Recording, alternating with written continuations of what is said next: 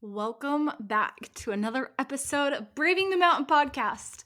I got a little bit of a spicy one for you today because I had a call with a client and I am seeing this more and more in women, and I think that this needs to stop. We need to start a movement of women who are willing to open up, to set boundaries, to open up conversation and communication within your marriage.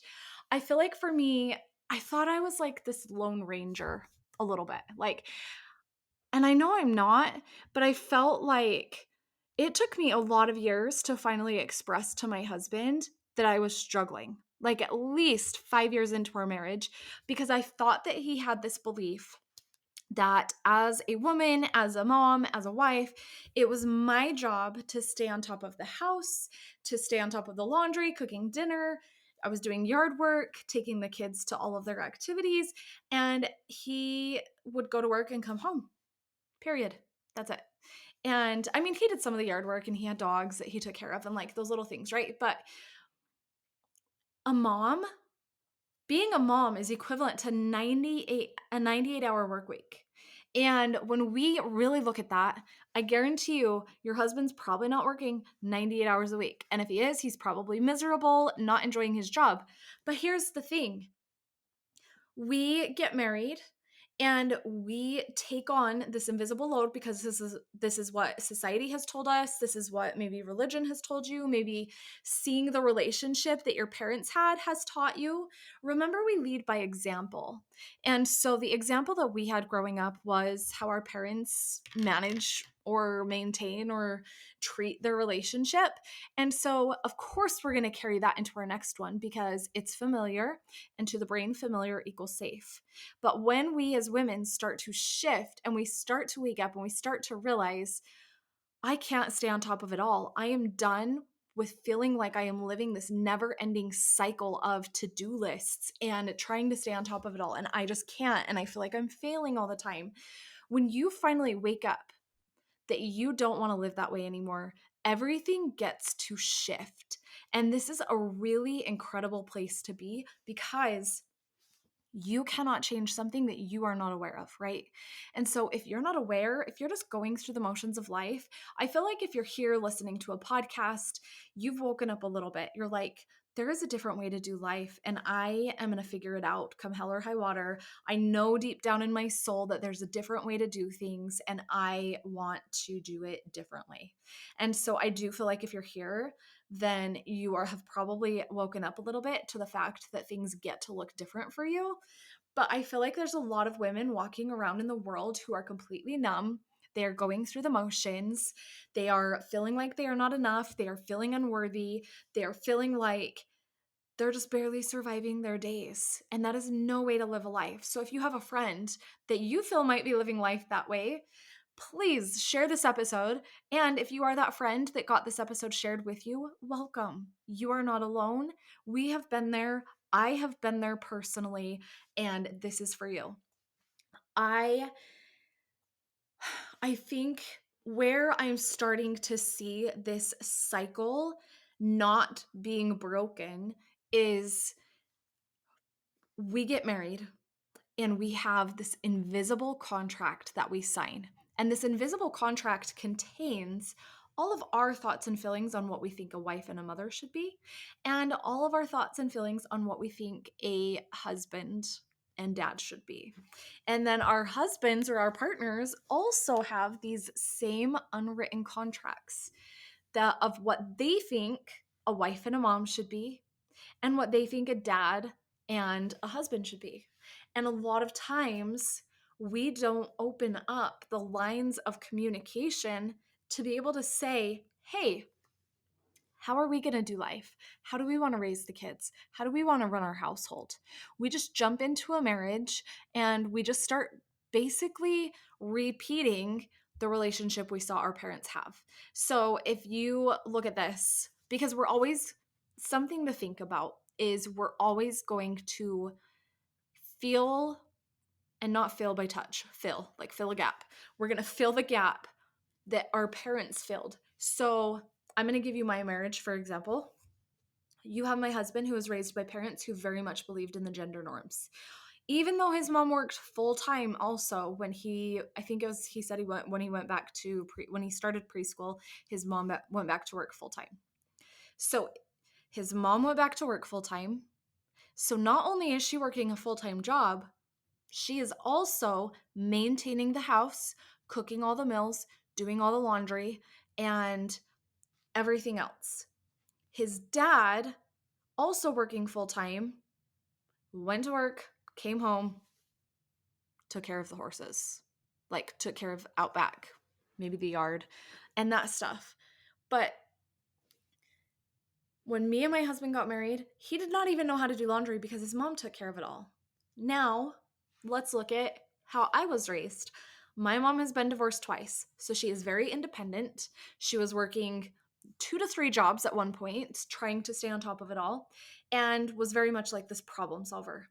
And so I became this hyper independent problem solver who would take care of everything to avoid any form of conflict. I didn't believe that I could have needs. This also goes back to like the way that I was raised in my home, both when both parents were there and without, and my experience that I had.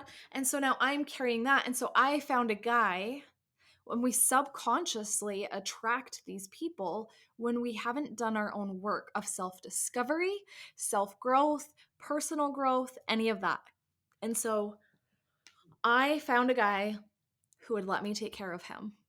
And he needed or wanted a wife that would take care of him. Do you see how this works? And so when we got married, he did not even know how to start a washer. I was cooking all the meals. Mind you, I was a terrible cook when we first got married. My first experience cooking, okay, we used to eat the Jimmy Dean sausage. I don't eat this anymore, but the Jimmy Dean sausage, I threw it in a pan. I browned both sides and I was like, babe, it's done. And he was like, already? And it literally took probably 30 seconds. And he walks in the kitchen and he cuts it in half and it is completely raw in the middle. That is how good of a cook I was. So here I am, frazzled.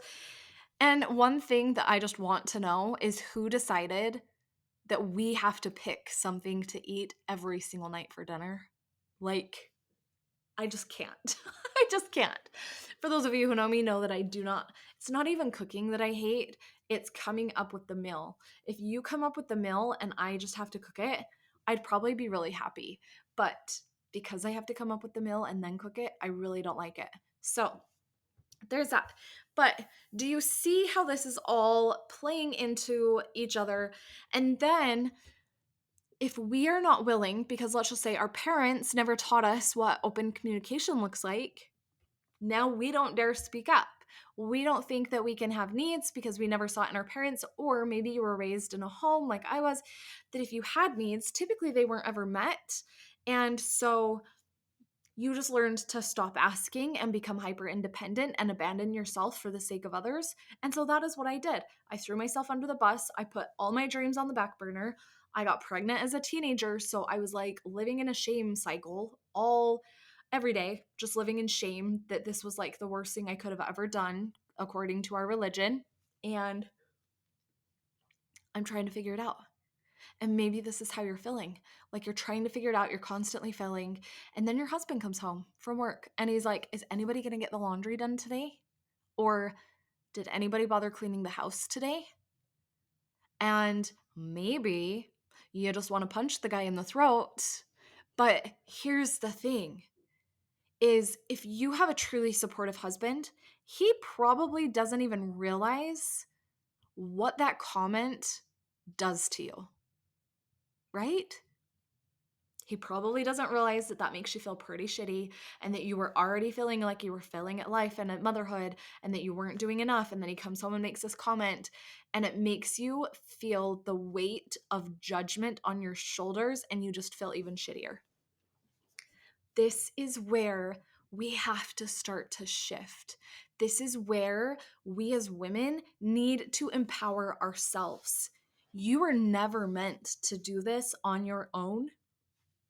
It was never your job to carry the invisible load all by yourself. It never was. Society has taught us that it was. Maybe your religion has taught you that it was. If you're in a high demand religion, most of them are very similar. I was born and raised LDS, and I know Christian faiths are very similar. Like a lot of faiths are very similar. But maybe it was your religion that taught you these are the gender norms. And maybe if you watch movies, Leave It to Beaver. Ooh, got a yawn. Energy shifting. Did you know that's what that means? If you yawn, energy is shifting. I mean, it can mean other things too, but I think in this case, I went from like feeling a certain way and I was like, oh, I've got to speak on this, and now energy is shifting. But anyways, I think about like Leave It to Beaver vibes. When you have the mom, she's in her cute little dress, and every day like her husband gets home from work and she's got a hot meal ready and whatever. I don't know. And you see movies of like her husband gets home and she like walks in and like puts a beer in his hand, and I don't know. I'm like, oh hell no. Like I just will not do that. That is not me. But I threw myself under the bus. I abandoned myself. I thought that I came second because now I have kids. Now I have a husband. I need to take care of everybody else. I'm the woman. I'm the mom. I'm the nurturer. And we have to call BS on some of this. You get to have needs. You get to have support. And I truly believe that there are a lot of good men out there who want to support us. But we also have to look at what are his parents' relationships like?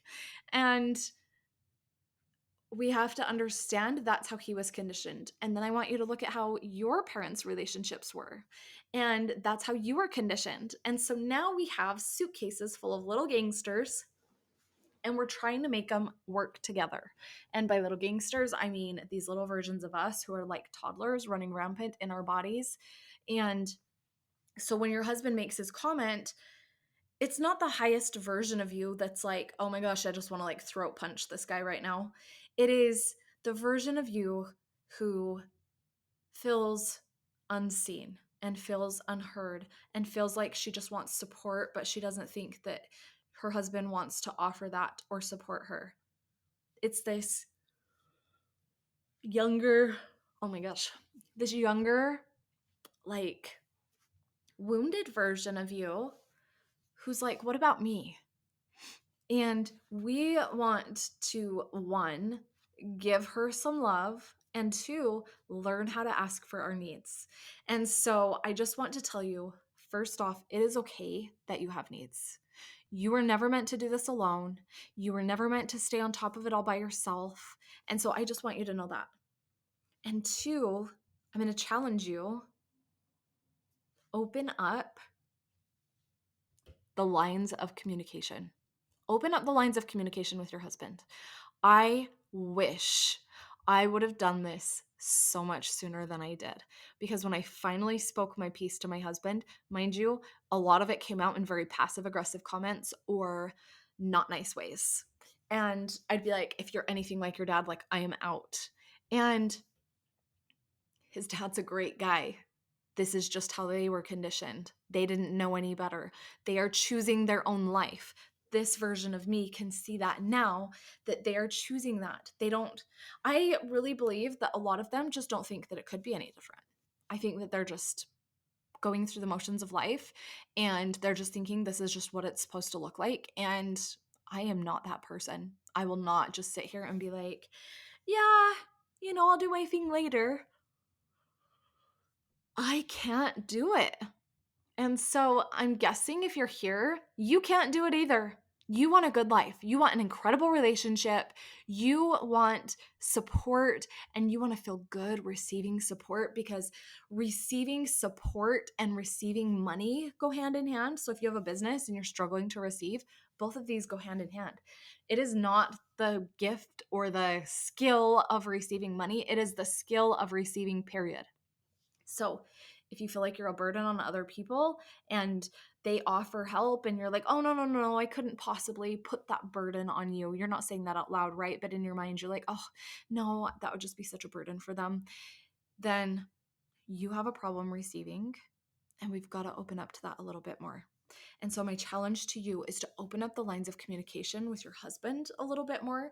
Maybe when he comes home and makes another one of his snarky little comments about, this is very passive aggressive, by the way. Did anybody bother doing the laundry today? Or is anyone going to bother doing the laundry today? Yeah, babe, why don't you do it? Thank you. That'd be so helpful. Right? So, what if you opened up the lines of communication and just said, you know what? Every time you come home and say that, it feels really shitty. I'm really having a hard time staying on top of the house and staying on top of the laundry and staying on top of everything that I need to get done. I'm running a business, I'm doing X, and I can't do it all. Would you be open or willing to help me? And if not, then we need to hire somebody to come in and help with this because you weren't meant to do it on your own. So for me, we've put a lot of systems in place in our house. This is how I have stopped carrying the load. But here's the caveat here. You can't just assign your kids chores and never write it down. Because if you don't write it down and every single day you are continuously reminding your kids of their chores, you are still carrying that load. The whole idea behind these are systems that I teach in Mom Life Mastery. These are systems that I teach to my one-to-one coaching clients.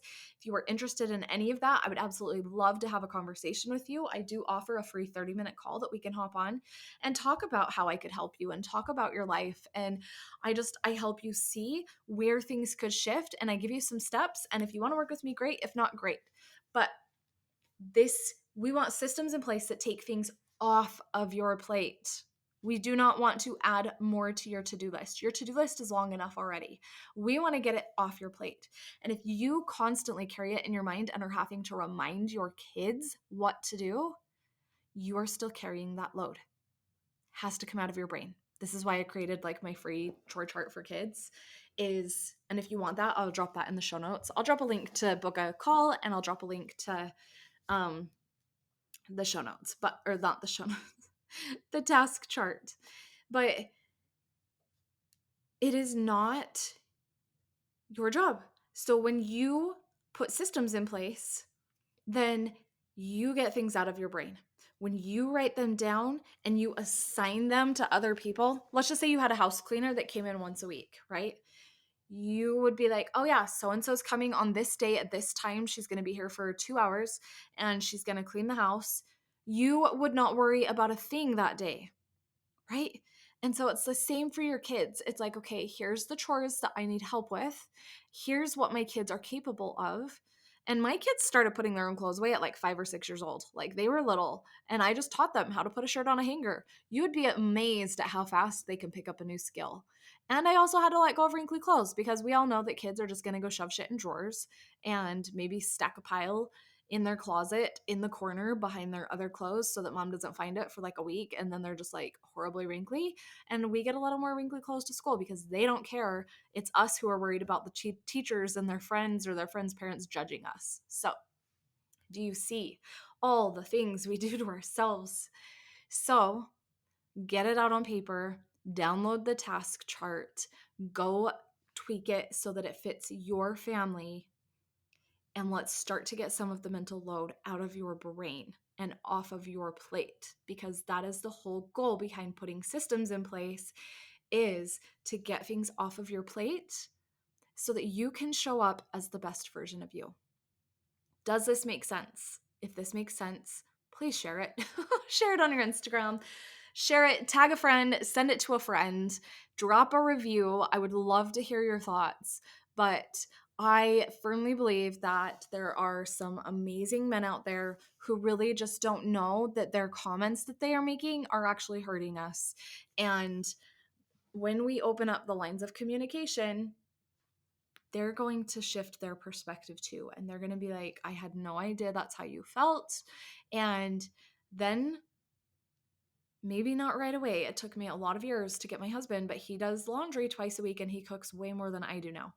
But it took a while to get here. It took a long time for me to be okay with the fact that I had needs. And then it took a while for me to ask him for the support within the house, because even though we know it's okay and we start to like lean on that a little bit and lean in that direction, it's not going to happen overnight. So I just want you to know that it's not going to happen overnight that you're going to wake up and you're going to be like, babe, I need you to do the laundry 2 days a week. He's going to be like, wait, what? Because remember, he's benefiting by things the way that they are, so he doesn't want it to change. And so the only thing we can focus on is ourselves, because that's the only person that we can control. And now we can get some of the load off of our plate and out of our minds and let the kids start being a part of the team. That's how we talk about it in our house. We're all a part of the team. It is a team to run a household. And now when we don't have to constantly tell our kids what to do, we are teaching them to be independent, to be internally motivated, and to be problem solvers. And so for me, I'll just share a little example of what this looks like in my house before we end. If my girls, my two older girls, because they each have a phone that they use, if they don't get their chore done that day, they lose it for 24 hours. So they're going to lose it the next day. And then we also have an expectation in this house that if any of your grades fall below a C, you lose your phone until it comes back up. To me, I do not like the public school system. That's a conversation for another day. But to me, anything below a C is kind of lazy. I was able to pull grades out of classes that I really didn't understand, like college math and whatever, when I applied myself a little bit more. And so I know that they can do the same, and I hold them to that same standard. So anything below a C, they lose their phone until the grade is back up. And that is just our rule. I am not a straight A mom. I don't care if you do not get straight A's. I think that's dumb. But my younger two, they earn screen time. So for every day that they get their chores done, and I do not have to remind them, I do not remind them. That is the key here, because again, we're not micromanaging our children. We're teaching them to be problem solvers and to take care of things on their own. Yeah. So they earn 10 minutes a day, and on the weekends, they get 70 minutes of screen time on Sunday. If they want to use it on Sunday, they can. We have morning chores that we do on Sundays, and then they have the whole rest of the day. They get their 70 minutes of screen time and whatever. If they didn't earn it for that day, then they didn't earn it for that day and they get less time. Then we have bonus chores. So my little boy is like dying to go to Target to buy more Pokemons. And so right now, this is all in the template, by the way, that will be in the show notes. So then they have another little chart where it shows that they earn their time every day. But then we also have like a little bonus. And so I have bonus chores listed out that they can do to earn more tally marks is what we're doing right now. But we're earning a Target run because he wants to go buy Pokemon. And so we kind of came up with like, okay, what do you feel would be a good amount of extra chores to do to earn? This is how long it takes to get to Target. We have gas, like just kind of like teaching him the value of things a little bit, not, oh, I'm just going to ask mom and we're just going to go do this extra thing. And so we decided on 7 chores. So he can do 7 extra chores and earn a trip to Target. So once they get the 7 done, but they can't just do the extra chores. So they have to get their chores done on their day, and the extra chore is extra. But if they don't get their regular chores done, they can't just like go scrub 2 toilets and then call it a day and earn their Target trip. Does that make sense? So we want to internally motivate the younger two. And the motivation for the girls is they don't want to lose their phones, so they get their shit done. Do you see where I'm going with this? So download the chore chart, make it work for your family. Choose the expectations, choose the consequences for your family, make it work for you. That is the whole goal of this thing. And it's so helpful. Like so helpful. I cannot even tell you, it has changed our family, but I'm pretty sure my little boy's got like ADHD. So he really struggles with focus. And so sometimes I'll be like, hey, set a timer or whatever for his chores. And this is why I've created a few different versions in there, because a lot of times kids with ADHD he has not been clinically diagnosed yet. I'm actually going to get tested next week. But at the time of this recording, I'll have a diagnosis by the time this podcast comes out. But anyway, so I tried to create it for different ways that my different kids' brains worked. So do the same for your house. Like decide what's going to work for your kid and just lean into it and tweak it. And I've tweaked this multiple times as we've gone along, and make it work for you. But it is time to stop the cycle of carrying the invisible load like it is your job because it is not. And I will talk to you next time.